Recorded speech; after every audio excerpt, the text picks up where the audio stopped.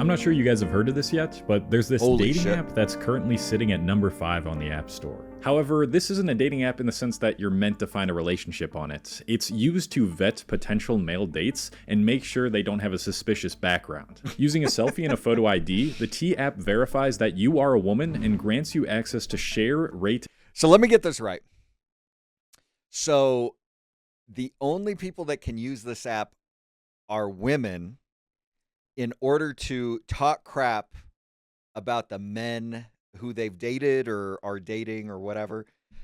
Man, sounds kind of suspect to me. And I think it's hilarious too. You know, they talk crap about their dates or whatever. Is there a chance in any world that maybe it could have been the woman that was kind of weird or had red flags and the guys are like, all right, I'm out of here? Because I've had dates like that before that go a little sideways and you're like, no, I'm not doing that. So And discuss I don't know. past Kind of experiences weird. you've had with men with other women I didn't realize you could even put photos up there too. That is crazy. anonymously. What could go wrong, right? A lot has Preach gone it, wrong. Cole. A lot. Preach it. So in this video, I want to explain the disastrous data leaks and horror stories from the T app, why it's failed to keep women safe, and how it's fueling the current gender war. The T app on the surface Gender means war. well. If there are men with a criminal record or a negative record that hasn't been professionally documented, this app gives women the space to reveal the potential dangers that come with dating these men. And I don't doubt that many testimonials already shared about women finding out the dude they were dating is secretly a terrible, dangerous person are true. But the way T handles these stories and the user's data is really what makes this app so damaging. On their About page, you can see that, quote, T was born from a deeply personal mission to give women the tools they need to date safely in a world that often overlooks their protection. That deeply personal mission we're talking about, well, it actually comes from the founder, Sean Cook. Yep, a dude made the app. Okay, that's interesting on its own. Let's hear what he has to say. Sean Bros before hoes, Sean. Bros before hoes. What are we doing here? Launched T after witnessing his mother's terrifying experience with online dating, not only being catfished, but unknowingly engaging with men who had criminal records. Using his tech background, working for companies like Salesforce and Shutterfly, Sean built. Okay, just a quick thing I observed right there. Not anything in that sentence said anything about them being necessarily like bad guys. I mean, if they have a criminal look, I mean, maybe they've done some bad things, but does that mean that they can't be dated if they go and they, I don't know, steal something or shoplift something? It seems like those might be a little bit separate from one another. Maybe I'm wrong. The app. But here's where we run into the first problem. That background he mentioned was mostly as the role of product management. The only real experience Sean has coding is during a 6-month boot camp in 2019.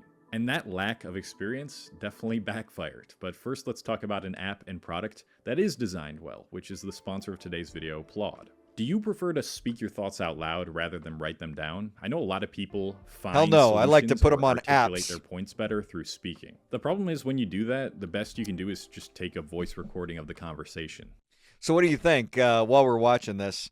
Sounds like a good business idea for men to rate women. What do you guys think? And that's rate, R-A-T-E. Like on this T app, if they could get something that men could do, you think that would fly? I think the country would eat that app alive. This is such a double standard, right? And I actually heard Asmongold talk about this exact same point.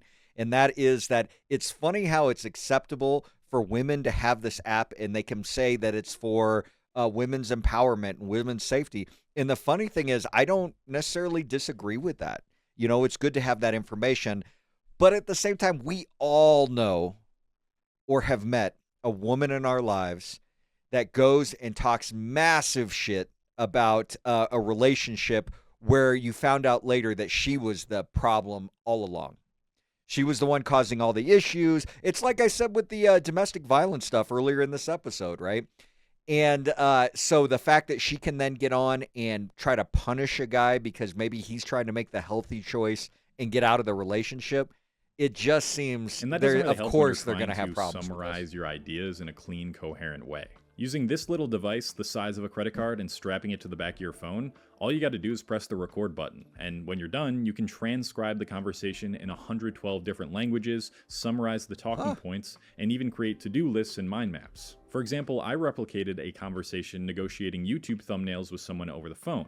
Then when I click Generate, the Plod app automatically summarizes the conversation, creates a mind map of the overview and risks, and gives me suggestions about how to proceed. And unlike the T app, as you're going to That's actually pretty damn cool, I have to see, admit. your data is actually safe and protected. All the data you transcribe is stored in encrypted cloud servers like Google Cloud and AWS. If you're someone who wants to transform your meetings, conversations, or even school lectures, you can check out the Plod Note by going to the first link in the description. Go check it out if you're interested.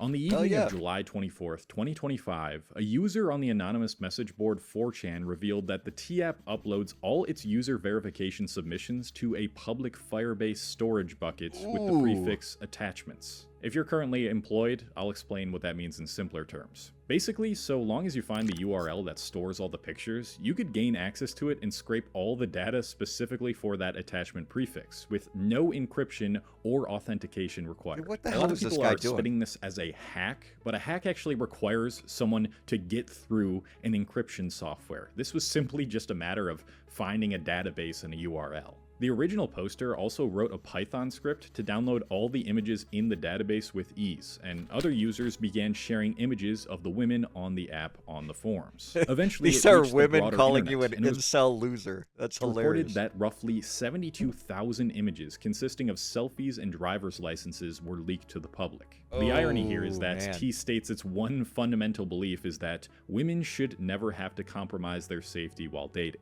But all it's done in this case is expose their private information to the public, fueling the very men that they were trying to put down. Cook, the founder, reported that this was an old database and anyone who made an account before February 2024 was safe from the breach. But how many people do you know that have changed their address or driver's license in the past year or two? And just when you think they might have improved their security, another data breach happened only a couple days ago. In this data breach, an independent security researcher now found it was possible for hackers to access messages between users discussing abortions, cheating partners, and phone numbers they sent to one another, as reported by 404 Media. Among the messages leaked, some of them include one user telling another they just discovered their husband on the app, another appears to show a woman contacting others about a man she's engaged to, and in some cases, women exchange their numbers in the DMs so they can talk off of the...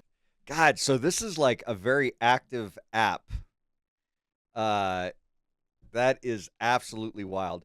And I think what's hilarious is clearly these women had an idea that their men were doing something that caused them to jump on the app. I highly doubt they just did it, because they wanted to be involved in that community or whatever. So they probably knew what was going on anyway. Initial promises become questionable. If you were truly concerned for all women's safety, would you really create an app without consulting a professional about the app's security first? I know a lot of people claim that this app was vibe coded, which is a slang term for an app that was mainly built with AI prompts, and if that's true, that would be especially fucked. But even if it isn't, how do you not place user data and security? Dude, how much does it cost to code an app? In case you're curious, a very, very conservative estimate is going to be between $400,000 to $600,000. So it's not out of the realm of possibilities that maybe someone has a good app idea and they want to try to learn to code it themselves. But it is kind of interesting that it can lead to all these issues. Or that's not thought of in a way when you're coding it. Whose main purpose is to stop women from getting stalked, harassed, or worse. Could it perhaps be because a more pressing incentive was money? No, couldn't be. The $15 subscription is so that they can pay the data providers that help their users run the safety checks. A guy who worked for Salesforce and Shutterfly would never be driven by greed, right? I actually have no idea. For all I know, this guy could have had genuine intentions, but just had no idea how to pull off an app like this properly. But enough about the data breaches, because now we're gonna get into the app itself. Get ready for some of the stories you're about to read. I'm excited. Let's see it. Not a woman. My wife is a woman, but I'm not going to ask her to sign up for an app that's going to leak her ID just so I can see what's on there. Luckily, there's quite a good chunk of screenshots shared online. And they really thought they did something by not allowing you to take screenshots in the app itself. Like, you can't just use another phone to take a photo of that phone's screen, but, you know, whatever. From what I can tell, it seems like the home screen of the app is just an endless wall of photos of men. Then you can click into one of those photos and leave a rating in the form of a red flag or green flag. The person who uploaded the photo can also add in the guy's name, age, and location. Look, if they're on the app, we all know there's no green flags on there. Right? I highly doubt a woman puts a guy up there and is like, oh, yeah, he's a great dude. Yeah, I had a really good fling with them. Look at this. You can see it right here. 0 green flags, 2 red flags for Puerto Rico there. And a short description where they can either ask other women about the guy or share their own experience with him. Then other users can rate the guy and leave comments on the post sharing their experiences too. This New York Post article sharing screenshots from the app shows just how insane some of these exposés can get. This man has genital herpes and is known for being slimy and in every girl's DMs. Have you dated my husband? Seriously, we are not in an open relationship. Someone went to the lengths of finding my email. Wait. Look at this. 0 green flags, 27 red flags. They went on a date with my husband and sent me this screenshot amongst 20 others. Abusive NYC influencer, serial cheater and pathological liar, always has 5+ girls on rotation. Many believe they are in exclusive relationships with him. Now, do you remember what I disclosed about the user sign-up process? I almost want to create a fake profile just to go on there and start giving all these guys green flags so it's a little bit even there. I think it's a little out of whack. Everybody is anonymous. That means there's no way to verify whether the person making the post has ever even met that guy, let alone if what they're saying about the guy is true. And I don't want to turn into the very people I'm criticizing in this video by saying, all these women are lying, all of them are trash and terrible people. Like, I have no doubt that a lot of the stories on this app, these scary stories, are true, especially when they've been confirmed by other comments. But I also have no doubt that thousands of women are using this app to demonize men who broke their hearts or who they had bad experiences with to make them look way worse than they actually are. I mean, let's read a bit deeper. Yeah, that's so bad. This man has genital herpes.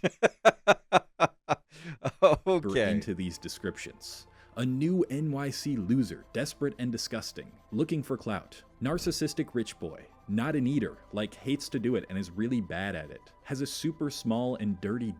Come on, man. What does that have to do with keeping women safe? I mean, okay, a couple things in there would keep. That poor man, green flag, just to make him feel a little bit better. He's got a super small and dirty, whatever that sound was. What do you think? These are just personal shots at the guy. If you go to T's terms of service on their website, they explicitly state that T dating advice makes no warranty whatsoever, that any of this information is accurate, and does not pre-screen content uploaded by users or verify the statements of its users. So you can quite literally slander anybody's name with false information who you have a personal vendetta against, and nobody will be able to know who posted it. Do I smell defamation lawsuit? Because that's what a lot of these posts actually are. There's already been many stories of men finding themselves on T with women just roasting. What? How did they get on there? You're supposed to be a woman to use it. Okay, 0 green flags, 20 red flags. Them and spreading rumors. Oh shit, man, they got me on the TF. Dean went back and forth since March. Things have been going well, blah, blah, blah. He just pretty secretive with his phone, but I fuck with him. I just want to know the T. I just one girl comment. He had to go to CVS, so he took my car and was gone for 3 days and came back with hickeys on his neck. What? Dude, they posted me again, and I got 100 red flags. He's got 0 green flags and 107 red flags on the T app. With 0 green flags. And then there's the subscription aspect of it too, and what that gives you access to. For $15 a month, you can run reverse image searches, look up a guy's phone number, and get background checks to uncover criminal records. So basically you can just like full-on dox dudes for $15 a month. And it's mind-blowing that this isn't illegal, but it actually might be depending on the information that they're giving their users. Nowhere in their terms of use do they explicitly say they offer background checks, reverse image searches, or access to criminal records. And yet because they do, they're walking a legal tightrope by not disclosing it in their user agreement. If they're relying on third-party services, which is implied in their section about external services, they are distancing themselves from legal liability, but that doesn't mean the use of those services is automatically legal. I would have to know more about the app to determine whether it is actually illegal or not, so if anyone has experience... I mean, I'm not a legal professional by any means, at least not anymore. But it almost sounds like, any guy that's on there could probably get involved in some sort of class action lawsuit, because that's exactly what it is. Maybe there are, let's be real, maybe there are a few of them that are legitimate. But some of those ones, like what he was showing, that is totally just a woman scorned that wants to affect the rest of the guy's life, try to get some sort of payback or something like that. And the guy has no recourse, no way to defend himself or anything. This is crazy. Running these background checks on the app, do leave a comment. And either way, it emphasizes the point that this app is walking a fine line between what is legal and what isn't. But that's not what I really want to focus. So now I guess I need to see if I'm on the T app.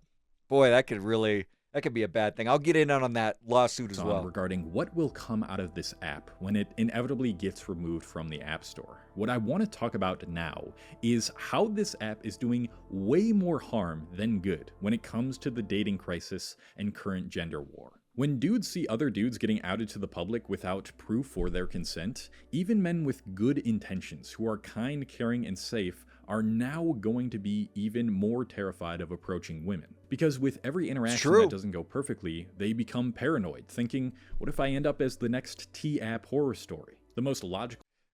Man, someone just draw me a roadmap on how is this supposed to work. And what I mean by this, it's just like dating in general these days. Like, I see one thing that says women want to be approached more and they're tired of the weak-ass beta male men who don't want to approach them. And then you watch another video that has all these women saying, wow, this guy approached me at the store and he said I was cute and what a creeper. And they end up all over TikTok. And now, like he said, men are so terrified anyway. And then they go and they, look at a woman the wrong way and they end up on the T app. Like, what is going on, man? How are you supposed to win at this? Well, safe route at that point. It also kind of feels like women have all the power in this, right? We can all agree on that. They have I don't see any men going out and saying, yo, that woman I dated, what a sketchy woman. This is crazy. But I've watched numerous TikToks in the last week where women go out and they start talking crap about these guys. And so, I don't know, social media is kind of leveraged against them. And I don't know how they're supposed to just defend themselves. Not date at all. And for the women, all this app is doing for many of them is acting as proof that men aren't shit and all men are trash and you can't trust anything they say. All because of a small percentage of men that are being exposed truthfully. It sends the message... And they have small and dirty things, according to the T app. That no man is who he seems to be on the surface, which simply just isn't true. And again, let me reiterate this, which a lot of y'all are probably going to call me a pick-me for because you can't criticize your own gender these days.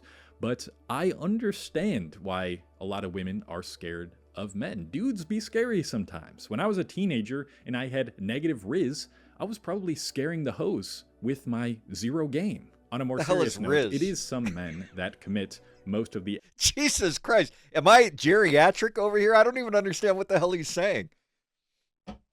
God, man, I guess English has really changed since I was, in my early 20s. Crime, so I can understand why you would be skeptical about developing romantic interest with some men. But this is where we have to expand and look at the bigger picture. Look past all the drama and the negativity and all the really crazy headlines around this app. The vast majority of men are going to have no reason to show up on this app, and the vast majority of women are not going to be posting on this app. I'm sure a lot of women are lurking on the app just to get the tea because humans are attracted to drama, but it is probably only a very few select men getting exposed and only a few select women doing the exposing. And that doesn't make it right, but it proves that men should not be terrified of approaching most women, and women should not be terrified of developing. Yeah, but he's basing it on a 1-to-1 basis, right? What happens when you have like a hot woman that she's hot, right? And so she probably gets a lot of male attention. So let's say in 1 week she gets hit on by 30 dudes. Then that means you got 30 guys that are put on the app by one woman. So I don't think it's fair to look at it as a 1-to-1 comparison, because one extremely attractive woman can be causing a whole bunch of drama Romantic as opposed to the interests other with way most around. men. Now we've even got these male versions of the T app spawning, which, by the way, keep getting taken down from the App Store. What? See, how does that make sense? So a male version of the T app. I mean, in all honesty, it sounds kind of creepy to me, but that's not really the point. The point of the matter is, how can you have an app that discriminates against 50% of the 50% of the community, the population? That doesn't make any sense, and that's okay. And there was even a sort of rating site created from the pictures of women leaked in the data breach. But it just goes to show how much chaos and controversy T has created amongst men and women in A rating site. I don't know if any of you are old enough to remember this, but back in the day, there was this website called Hot or Not in like the early 2000s. And what you would try to do is, man, you would try to go out to the gym and you get your workout on, and then you try to take a picture and put it up on there, and you'd see how you'd get rated. And that was like the fun thing to do back then, when you could see how you were actually rated. Instead of doing the thing, it was, in case you're curious, I never got above a 7. I was very disappointed about that. I worked really hard, never happened. actually designed to do. All because the digital era has removed the boundaries of privacy for things that are meant to stay private, like rejection, heartbreak, or the messy in-between stages of dating. Things that used to be confined to private conversations between friends are now turned into entertainment for strangers. And when that happens, we stop treating each other like people, and we start treating each other like disposable objects. Dates turn into material for the app. Simple flaws turn into red flags signaling danger. And a single bad moment becomes a permanent post. Boy, now that is a true statement, though. Like, people are people, and they're gonna have flaws on one side or the other. And so I don't know, man. I still don't know how you get past any of this. You know what I mean? I mean, it's really funny, just on a very surface level. Women can look at a guy that is nervous on a date as a red flag because they're not confident and yada, yada, yada. But given all we've learned during this video, I mean, you're afraid you could end up on TikTok. You're afraid you could end up on the T app. You're afraid your information could get leaked, or you're made to look like an ass, or there's a secret camera. And that's on top of, maybe you're just a dude, you got a hot girl's phone number, and you're trying to go on a date and impress her. And the fact that you're nervous comes across as, ooh, that's a red flag. You know what I mean? Like, wow. What Sounds once might have terrible. stayed between two people now lives online for thousands to dissect. Look, I understand the appeal of creating a place where women can avoid potentially dangerous men, but this isn't the way to do it. Before you assume something about a person, whether a man or a woman, make sure you can corroborate the stories being told about that person online. Don't start thinking nobody can be trusted and the entire opposite sex is evil just because of an app where a subset of the population congregates to anonymously share information about people without their consent. And if you feel like you're falling into an even deeper hole of fear surrounding modern dating because of all this, I really recommend you watch my Why Gen Z is Terrified of Intimacy video. That really explains why the online spaces create this paranoia and rage, and how you can break away from that fear.